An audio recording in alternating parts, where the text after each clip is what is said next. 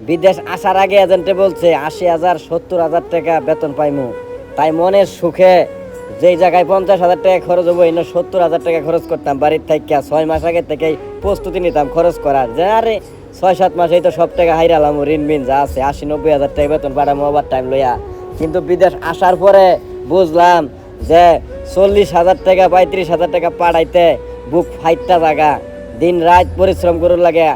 ১৪ ঘন্টা ১৫ ঘন্টা ডিউটি করার পরে বাড়িতে ৪০,০০০ টাকা পারেন জানা, কথাটা বুঝতে পারছেন?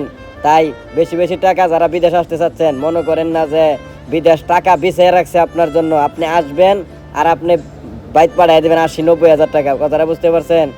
একটা কথা আছে না, ময় মুরব্বীর আগে বলতো দাঁত না থাকলে যাও রাইন দেখাইতো, ওই গরম যাও মুখের ভিতর যখন আপনি যাওটা দিয়ে দিবেন এত গরম তখন পেটের ভিতরে আর যায় না, থুতার লগে লাগে গেছে, থুতার লগে হ্যাঁ চাপার লগে লাগে গেছে গা, পারতাছেন না গিলবার, পারতাছেন না বাহির করবার লাগিয়া। আমরা যে বিদেশ আইছি আসার পরে আমাদের অবস্থাটা এরকম হয়েছে, পারতাছি না বাড়িতে চলে যাবান, পারতাছি না বিদেশ থাকার, কারণ যে টাকা ঋণ করে আইছি ৫ লাখ টাকা উঠাইতে উঠাইতে ৩-৪ বছর লেগে যাইব গা, ৩ বছর মিনিমাম 2 বছর, নর্মালে 2 বছর লাগবে টাকাটা উঠাইতে। তাইলে বুঝেন কতটুকু কষ্টের ভিতরে আছি, পারতাছি না বাড়িতে যাবার, মনটা চা কাম ফালাই আছে জায়গা, যে পরিশ্রম করি কি কমু, একটা প্রবাসী বলতে পারবো না যে বিদেশ সুখে আছে। এত কষ্ট করি একটা প্রবাসী আজ পর্যন্ত বলতে পারবো না যে 8 ঘন্টা 9 ঘন্টা ঠিক মতো ঘুমাইতে পারছে।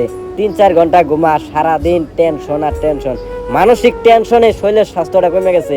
আইছিলাম ৬২ কেজি ওজনে, এখন হয়ে গেছে ৪৮ কেজি ওজন। তাহলে বুঝেন কতটুকু পরিশ্রম করতেছে এই বিদেশে, তারপরে মাসের শেষে ৪০,০০০ ৪২,০০০ টাকা পাঠাই। 4 বছর হয়ে গেছে বিদেশ আইছি, ঋণটা শেষ করছি, ইনশাল্লাহ আর 2-4-5 লাখ টাকা কামাই করে 1 বছরের ভিতরে বাড়িতে যামুগা। তাই যে পাথরের কাজগুলা করতেছে এই বলকের কাজ। তাই আমি বলি আপনাদেরকে বারবার, আপনারা বিদেশ আসার আগে একটু ভাববেন, একটু ভাইবা চিনবেন যে দালাল যেসব কথা বলবো একটা কথাও কোনো দিন সত্যি হইব না। কথাটা বুঝতে পারছেন? সবাই ভালো থাকবেন, ভিডিওটা শেয়ার করে একটু পাশে থাকবেন।